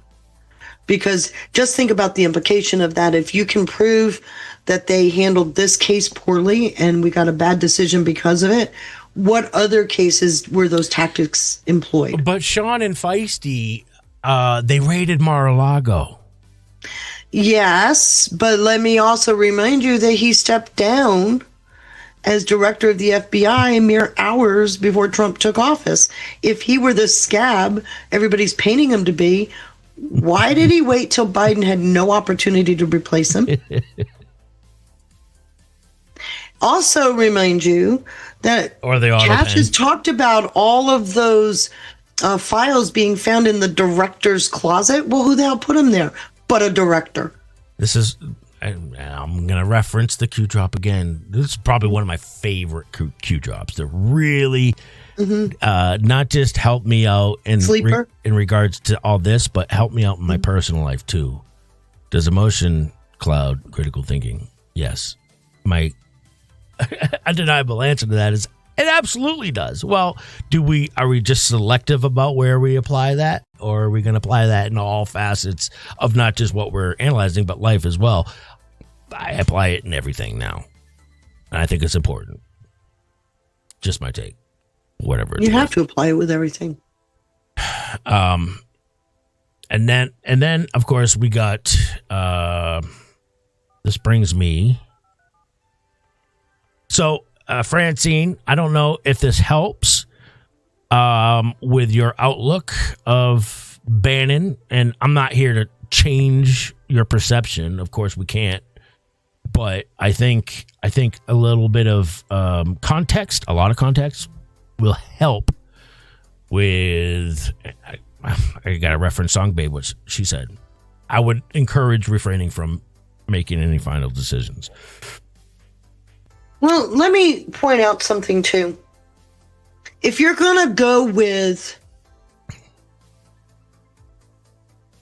a public persona that suits your needs, what you do is you ensure that the media says it ad nauseum so that it becomes the only persona, right? It then when you can do almost anything under that banner. Yep. Look at all the things they were able to do by calling Epstein a serial pedophile, human trafficking ring. Right. They were able to endlessly surveil him. And how did they do that? They again used the court of public opinion. That's right. And pictures. That's right. Right. Well so said. They never had a predicate, but they sure had the court of public opinion on their side to actually present to a court probable cause. You don't need proof beyond a reasonable doubt. You just need probable cause. Yep. Your Honor, look at this picture. This is an underage person. We need to surveil. So there you can get a judge to sign off on that warrant. Right. So I like I said, I was going through, and I've been having this argument.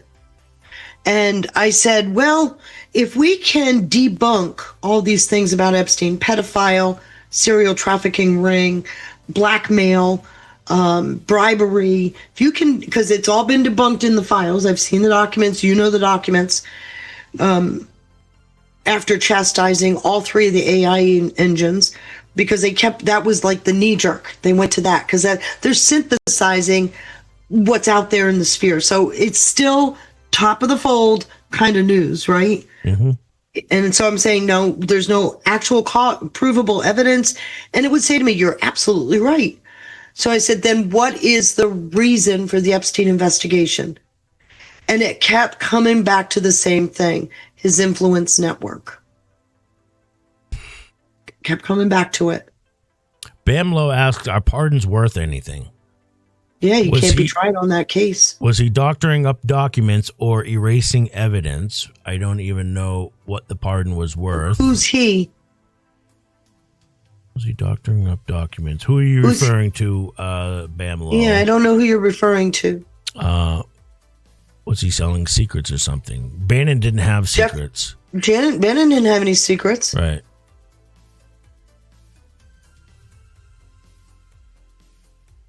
If I invite you because to this party... Bamlo, you're being myopic. What's myopic mean? Singularly focused. Oh, okay. Right? You're not looking at the whole picture. I've seen that a lot. Well, yeah, I've seen that there's a lot of that going on. With the limited if you hangouts. Look at J6 as the only situation, and you don't see how it connects to these other situations, you're going to miss a lot of the story.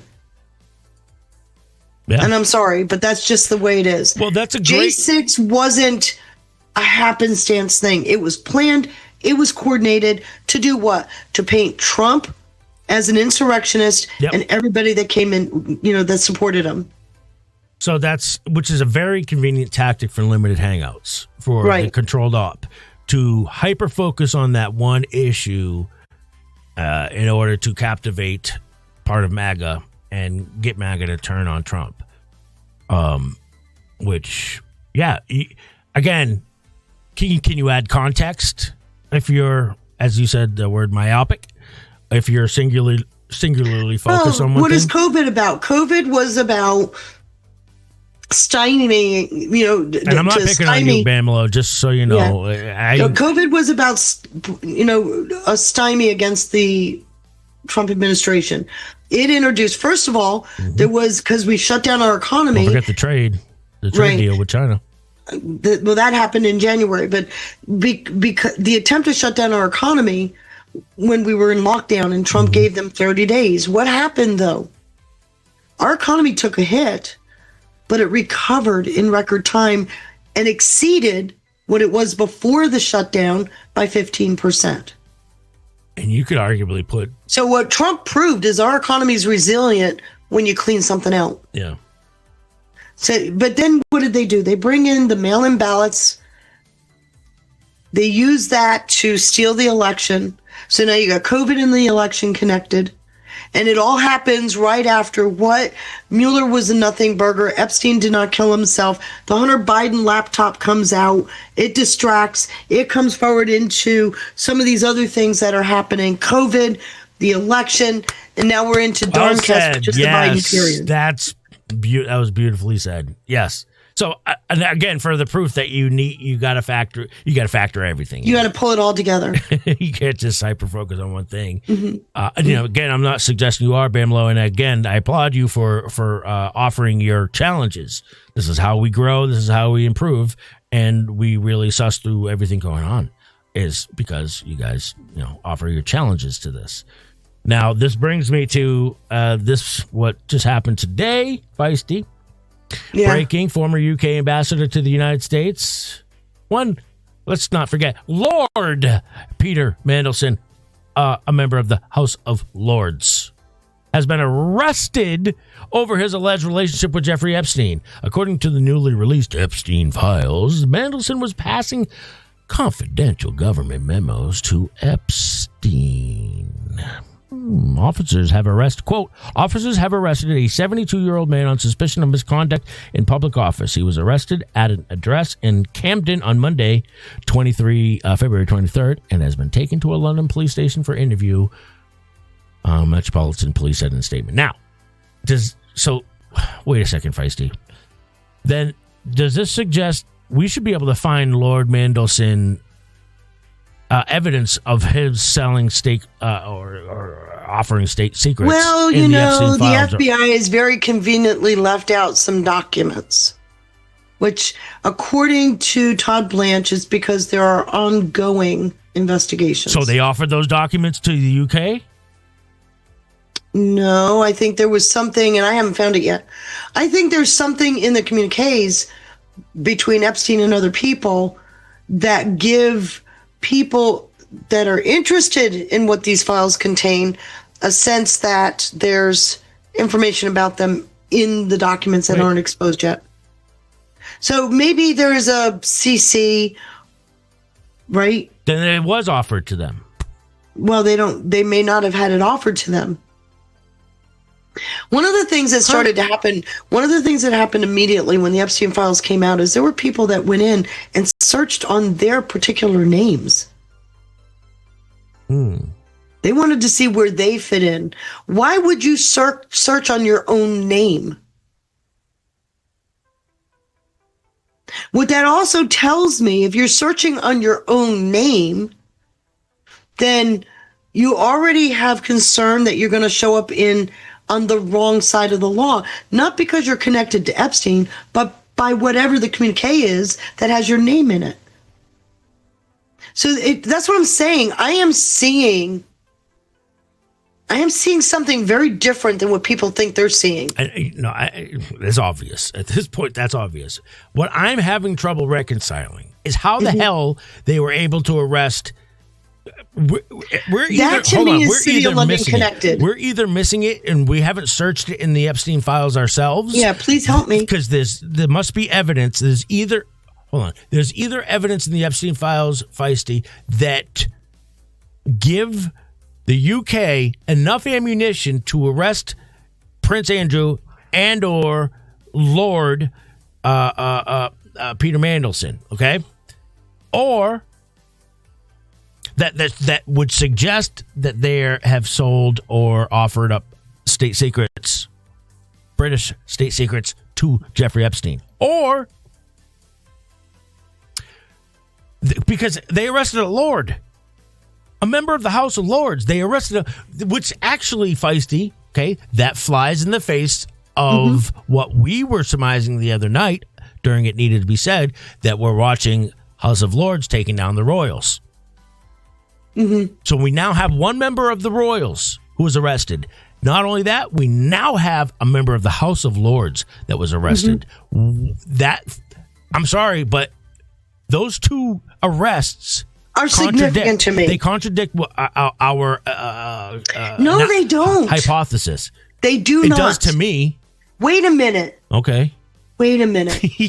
How many people does it take to get on the inside of something to understand internal operations? One. What if Mendelsohn communicated with, and we don't know this, communicated with Andrew, who communicated with Epstein, or vice versa, or but Mendelsohn was in a position to know internal deliberations. That would make Mendelsohn a snake in the grass to the House of Lords. Right, to the House of Lords. Which that's going to be hard for me to reconcile. I can't find anything that says yay or nay. I'm trying to keep as many options floating as possible because you're less shocked when you get to the truth. But it's just, I'm just, like I said, when things don't add up, you got to add questions to your slate, don't you think? Say again, I'm sorry. When things don't add up, you're not asking enough questions. Or we haven't been given enough information yet. Well, there's 6 million documents here. I don't know if we've been given enough or not. It's physically impossible to go through them all. Well, now I want to go in there and schedule and control F Mandelson to see if there's any evidence in there. So is there any evidence in there to prove that he was selling state secrets to Epstein or offering them? I couldn't find anything. Then that tells me then the FBI or somebody gave up, or they're just making this claim, which I don't. He's a member of the House of Lords. Not just gonna. For what it's worth, let me point out this. So they either have inside information. When it comes to searching on Mandelson, there are just shy of 6,000 hits in the Epstein files. Yikes! So then we got to refine the search. Then Mandelson. Something you else. Can't. I don't know how to refine it because it only. All right. Let's listen to this. It isn't something you can string, which is why so many people are putting together. What do you call it when you threads? No, scrapers. They're trying to put together sites that will help you do those kinds of searches. Yeah, process of elimination too. But to go through 6,000 Mandelson, I get it. And by the way, there are a ton of duplicates. Yeah, because the same document will be used in 8 different cases. Shout out to Wanda. Great question. So with with Mandelson's arrest, does this lead to a read-on for several Dems avoiding the State of the Union, fearing arrest for Epstein association? That's interesting. That's an interesting question. I don't have an answer to that one, Wanda. I think we might have to wait and see. I don't either. All right, let's check out this clip here, and we'll talk about it. Okay. No mistake about it, Mark. This is a seismic moment, not only for Peter Mandelson, but for British politics as a whole. 6 months ago, the man that you can see in the pictures was the British ambassador to Washington, one of the maybe half dozen most powerful figures in this country, personally appointed by Keir Starmer against elements even of his own better judgment, persuaded of it, we believe, by his then chief of staff, Morgan McSweeney, because he was thought to be the only man who could bridge the divide with Donald Trump's White House after the US president returned to the White House for the second time. Peter Mandelson believed to be the only person who could help Britain and sort out its trading and relationship with the US at this tricky time. Today, being taken away, as you can see, by police. Peter Mandelson has denied any wrongdoing, but I suspect there will be a lot of focus on those emails that we heard so much about, emails from the last time Gordon Brown was in the British government, when Peter Mandelson was in the British government, when Gordon Brown was Prime Minister. Peter Mandelson, then Business Secretary, alleged to have forwarded emails. That's what the Epstein. So again, this was alleged to have forwarded emails to Epstein. So this suggests to me that there's evidence in the Epstein files that proves that Mandelson was sending Epstein state secrets via email. Yes. And we should be able to find that in the Epstein files. Hey, listen. I've got one right here. Oh. Peter Mandelson to Epstein. I sent this yesterday as well. It's all redacted. Shall I see the Silverstone people in New York? Do you know the hedge fund people who own Asprey? But it's mostly redacted stuff. Oh, that's all they need, though. And that's what I'm saying. You've got enough in here that there would be clues for somebody who's nervous. And then, and remember, he's the American ambassador to the U.S., which is also interesting, given where was Epstein's base of operations? Here. And if you go through the Epstein files, you will find that he knew virtually every ambassador in the world. But Sean and Feisty, why are you so focused on what's going on in the United Kingdom when we got plenty going on right here? Because what we think, I'm convinced, by the way. I'll say that. I'll say the same. I'm more than convinced at this point that it's the city of London that has been the tip of the spear. Okay. Me and Feisty are both convinced, as well as Duppy and a few others. I think Belushi as well. Well, gosh, even the Promethean ladies are saying the Promethean ladies. Yeah. Shout out to the LaRouche team. We see the city of London being the tippy top. All right. The ones who have given out all the orders to, say, cartel members, guys in Mexico, to traffic people to the U.S. border. To send in drug boats full of fentanyl, which are still happening, by the way, till this very day, which to me, that should suggest that they've bypassed Venezuela and now they're maybe using, who knows, Cuba, Mexico, for all we know. Who knows? I think, my personal opinion, I think going after the cartels for the trafficking of drugs is too simple. I agree. But Trump closed the border. He started checking shipments. Things are being x-rayed now. So that means there's got to be a more sophisticated rat line. I agree. But my purpose for presenting it like that is to help bring newbies or people trying to get caught up to speed. Right? Is to help them be able to make that connection. And to Duppy's point, East India Company restarted in 2019, was it? Yeah. Well said, Duppy. Yep. It was kind of underground for a very long time, but it officially restarted. I think it was 2019. It's back up as an active entity.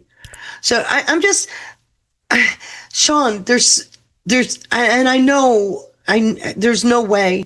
I know I haven't asked enough questions to go searching. Okay, I know I'm missing something. You only have enough time in the day there, Feisty. Be easy well, for yourself, 3 days and little sleep. It could be why I had a stuffy head on Saturday, and I still have a bit of a raw voice today. And I'm still in the same clothes I've been wearing now for 2 days.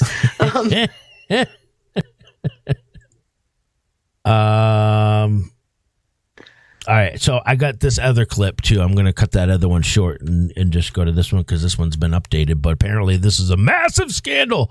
Reaction pours in over new arrest in Epstein probe. And I think the question that I'm going to have about, that surrounds Mandelson and Andrew. Okay, so I've been saying all this time, Prince Andrew, why has he been the only one who has been held accountable? Right, co-conspirators, whatever. Right, and then from there, you and I discovered, okay, these so-called survivors aren't really survivors, quote unquote survivors. No, a lot of them, if not all of them, are co-conspirators themselves. Right. So that adds some more delay to this. That adds some more nuance here. Okay. Context is going to matter moving forward. And then boom, just like that, Lord Mandelson. Okay. Now we have only two British people who have been held accountable. You've had other people that were forced to, quote, step down. The resignations, Catherine Rumler and others. And Rumler's interesting because of her background, right? So technically we should see her be arrested then soon, no? I don't know. I hope so. Well, if we do, then that'll tell me who is coordinating this or who is at the behest of these two, or these global architects, right? Right. Are we? Or as Duppy told me to continue to use the Leviathan. I just wanted to make sure I got that word in there because he told me to keep using that word Leviathan. That's now 3 times I've mentioned it. Yep. And I would, the life of a digger and on. Well said, song babe. And yes, Ash, I think we need to write. I need you to write a note. 50 Cent says, Sean, we need a tippy top T-shirt. So Mendelson actually is emailing his friends saying that his friend Jeffrey knows more about finance than anyone I know. Funny. He's a good friend and totally trustworthy. Right. You can be open with him. That is such an interesting comment, don't you think? If we're actually thinking counter intel, which has been my position for ages, you've heard me mention it. Mm-hmm. Don't you find that an interesting statement? Mm-hmm. And the person it's sent to is redacted. Yeah, I'd say it's to say it's interesting is an understatement at this point, but right. But there's all kinds of stuff like that in these files. Yeah. And a lot of it needs further context in order to. Like I said, I'm finding things redacted that didn't need to be redacted, which leads to the conversation in the thread. The conversation in the thread is it's a trigger. Interesting. Okay. All right, so I got this clip here. I'm going to tee this up, and then we'll do final thoughts after this. Thank you to Pete Quest for the cookie. How did I do? Before we go any further, how did I do? How did you do? That is an American badass. That right there is an American I have to tell you, my argument with the AIs, after it kept telling, because I said, well, what's the real reason for the Epstein investigation? And it would spit back out at me the pedophile ring. Well, we know that that's all fake. Why do you keep using it? It can't be that. Yeah. You're absolutely right. What about this? And it did finally come down to his network and how it was being used. Yeah. So it took me 3 days to get there, but we're still missing some key components to this. Oh, of course we are. And don't beat yourself up over it, okay? Because I can't help it. I've got to go dig it. There's still more to come out, okay? So let's be patient. But thank you to Mare Bear. We got a Mare Bear sighting out there. Thank you for the cookie. Mare says, so glad you're feeling better, Feisty. I am. She had a blast Saturday with you and Johnny. And by the way, she wants to find time to maybe do a show on Mr. Smith with you. Yes, she contacted me because you are opposed to old movies. I'm not opposed. Even for their relevance to civic understanding. Yeah. And I said, yes, I would love to do a show where we view Mr. Smith Goes to Washington. It is probably one of the pivotal, especially now with all the filibuster, it's one of those pivotal movies. It's an iconic movie, actually, about what the filibuster is designed to do. Well, if you two do it, tell me, and I want to watch it. So I want to watch it with you two analyzing it. That would be great. You hear that, Mare Bear? Yes. I actually want you to feet to the flame on that one. View it with us so your eyes can pop. Yeah. All right. Since I seem to be losing my edge and getting you to jolt out of your seat, you holding your head once in a while will work. Oh my God! Thank you to Scott17 with a cookie. Headed out at 5 a.m. unless something drastically changes. Scott, please, for the love of God, stay safe, bro. Scott17 is headed to Mexico for vacation. Be careful. He's had this plan for a while with his family. Dude, bro, please. I think he's heading to, I'm not even going to say. Scott, just stay safe. Please. Yes, please stay safe. Everybody pray for Scott and his family. Thank you to Peak Quest for that cookie. Scott17 with a cookie earlier. Jen Hall, I got all of that. Thank you, guys. All right, here's this clip, and we'll do final thoughts after this. And again, Thank you, everybody, for joining us. God bless you. Hit that like over on Rumble. Hit that red pill over on Pilled. Let's see who can get the most likes or red pills between Rumble or Pilled. And then shout out to everybody lurking, watching on X. Breaking moments ago, another bombshell in the UK tied to the Epstein files. British police arresting the former UK ambassador to the United States, Peter Mandelson, on suspicion of misconduct in public office. Senior correspondent Benjamin Hall reports live. He is in London for us. These follow along the same type of charges that were filed against former Prince Andrew. Yeah, that's right, John. And this is the second major arrest that's taken place because of Jeffrey Epstein and their relationship to him. Look, we are seeing cracks developing both in UK politics as well as in the royal family. And what we saw today, and just in the last hour or so, is Peter Mandelson, who was the UK ambassador to the US, arrested, taken in for questioning on sharing sensitive information from when he was involved with the trade envoy with the British government in 2009. Now, he has been accused of sharing market-moving documents and of suspicion of misconduct in public office.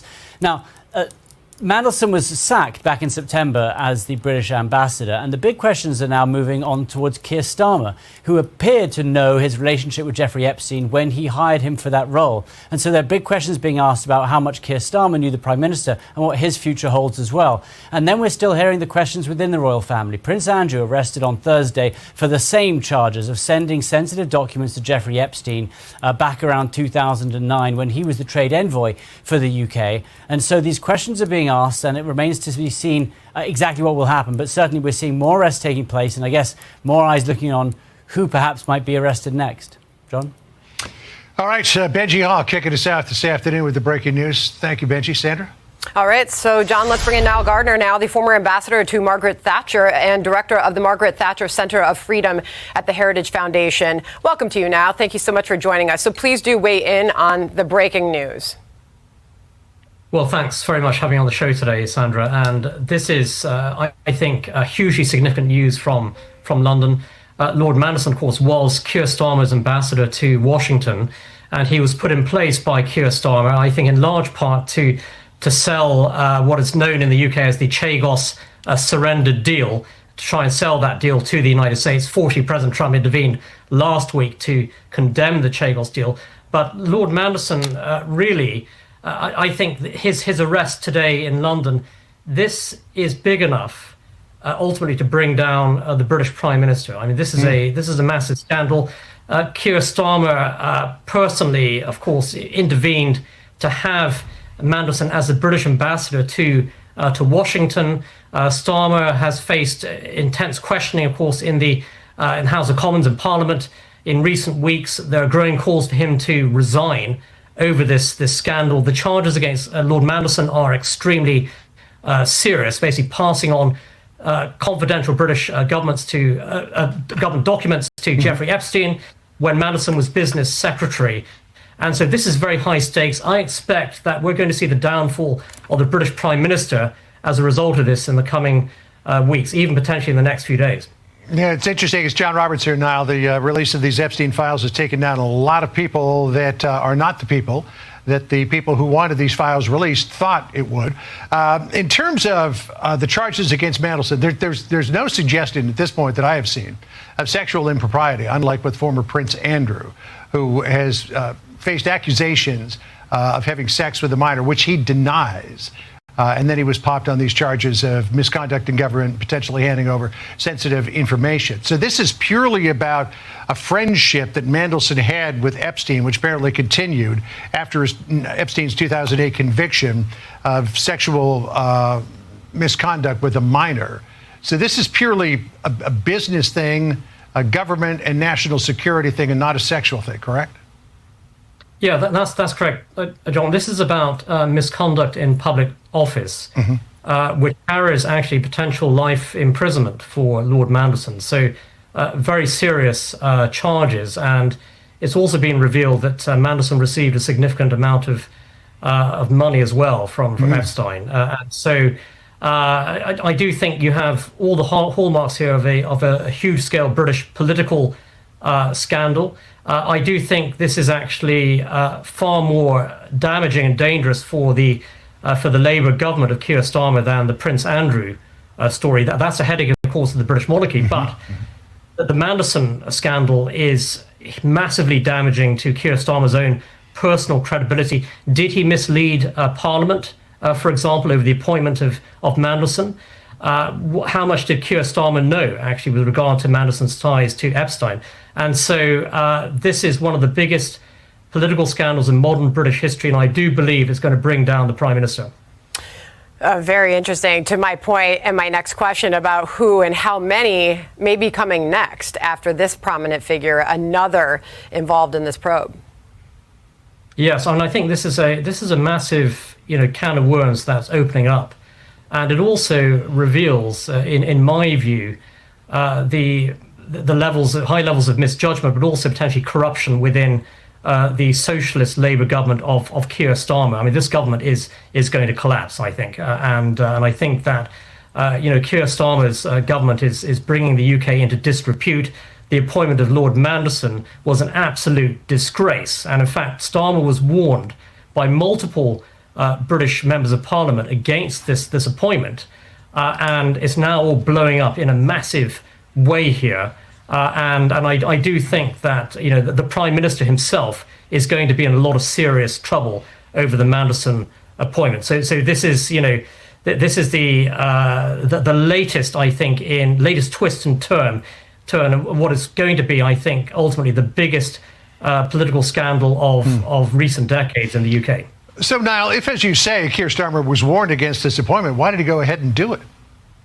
Yeah, it's a great question, actually. Staggering misjudgment here, and also this will shed a huge spotlight on Keir Starmer's efforts to sell the Chagos surrender deal to the United States, a hugely controversial deal that, in my view, threatens the future of the US-based Diego Garcia, and is also a big gift, frankly, to communist China as well. And Keir Starmer has gone to great lengths to kowtow to Beijing and the Chinese communist regime. So there's a lot in the background of the story here.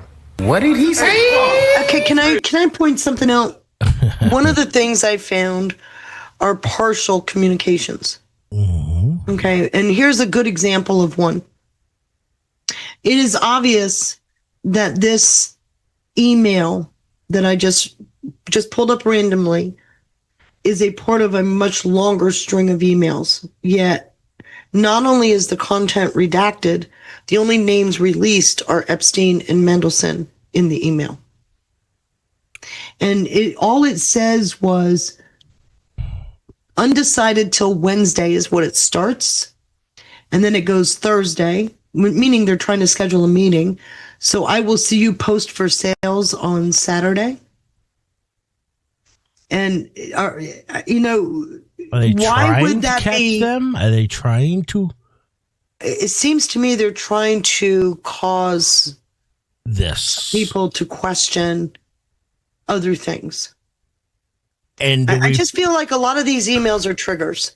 And do we put yes? And then immediately respond. The response is immediate resignations and such like that happening. And I don't know that the people that are being removed or resigning are a problem, or if the public blowback because of all the propaganda is creating this condition.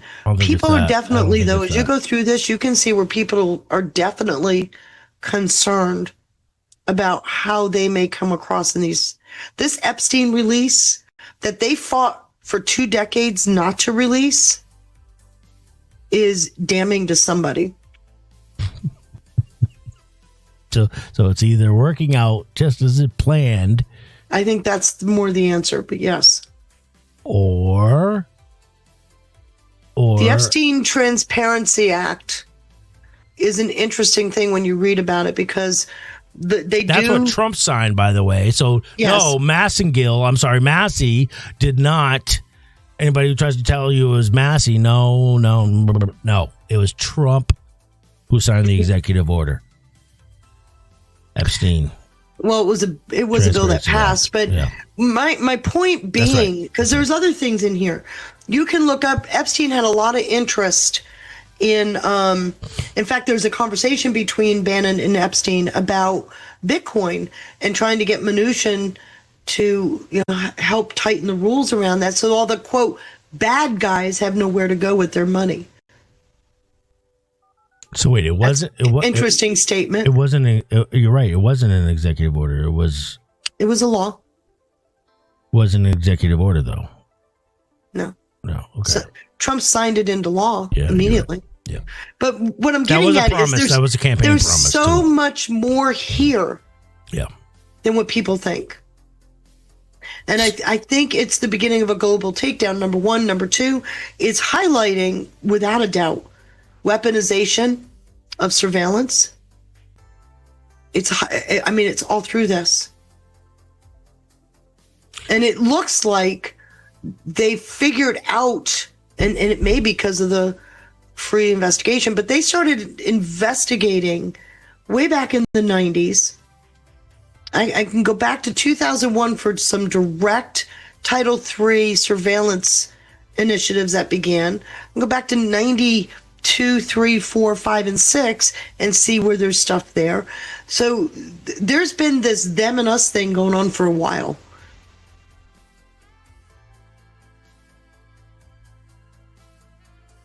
And it's almost hard for me to reconcile. Whoever's nervous right now, an email like this from Mendelsohn to Epstein would be a trigger. If I'm being honest, it's almost hard for me to just think that they're falling for it. That the powers that be are falling for, because it looks like a trap. They released these files, and they were just put in an impossible position to act on arresting one of their own. Which arguably Lord Mandelson is one of their own, right? He's a lord. He's a lord. Unless he's a mole, too. That's good. I don't know. I can't find proof. Just so you know, I'm thinking out loud, because it is so clear that there's more going on here. Number one, number two, we were told the size and scope of this. Most people will have no clue. They have no idea how big this is. And it seems to me, I'm reading in the Epstein files, I'm getting an indication of the massive scope of what's going on. Yeah, especially if Feisty can't figure it out. When you got Epstein, right now. Epstein is supposedly money laundering, right? That was supposedly one of the things put out, that he was money laundering.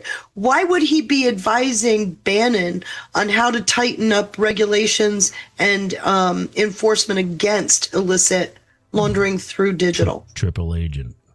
Mm-hmm. Double or triple. Anyway, thank you for letting me think out loud. Obviously, I haven't satisfied any itches, but I do have. I need.